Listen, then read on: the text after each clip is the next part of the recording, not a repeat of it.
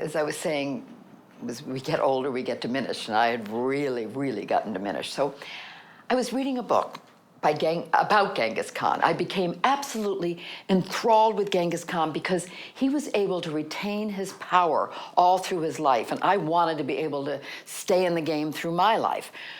And I read how he always went to the mountains to refresh his spirit. He called it his spirit quest. So I thought, gee, I should go to a mountain and refresh my spirit and have a spirit quest so that I became whole again.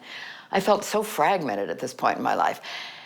And a few nights later, serendipitously, a friend of mine, Penny, said she was going to Mount Kilimanjaro with the Board of Outward Bound. Did I want to join her? I'd had a few glasses of Chardonnay, so I said, oh, what a good idea. This is going to be my spirit quest. Genghis Khan must have put her here to tell me. So I agreed to go with her, and I went out the next morning and I bought a bright pink parka because pink was Genghis Khan's favorite color, and I love it too. And I bought pink boots. At this point, I still didn't know how big this mountain was. So I arrived at the foot of the mountain in Tanzania, and I was introduced to the people I was going to climb with. And all of the people I was going to climb with had on brown, earth tones, all these dull colors, and they were all eating very wholesome, healthy trail mix, and looking at me as though I was something they wanted to stamp out, like I was a butterfly or something.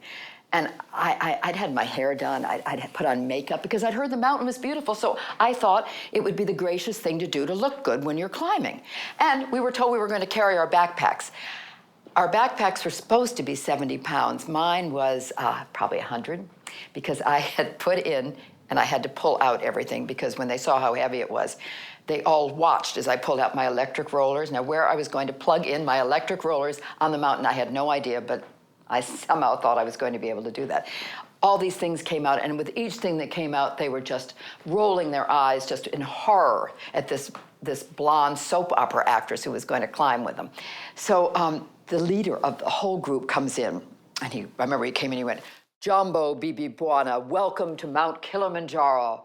This will be the most transformational time in your life.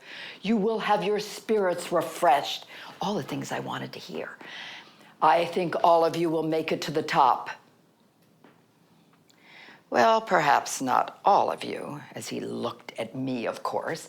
I remember I tapped the man next to me, whose name was Teddy, and I said, Teddy, when he said we might not all make it to the top, did he mean one of us might die?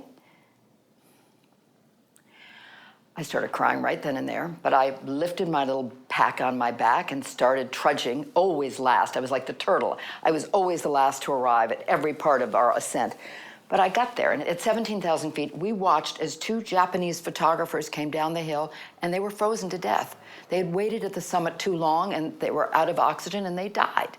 I remember thinking, I want a director to come and say, cut, and send me back to my dressing room and not have to be climbing the next 2,000 feet of this mountain. But at midnight, we started the final ascent on the mountain, and it began to snow, and we're walking through this heavy, thick scree.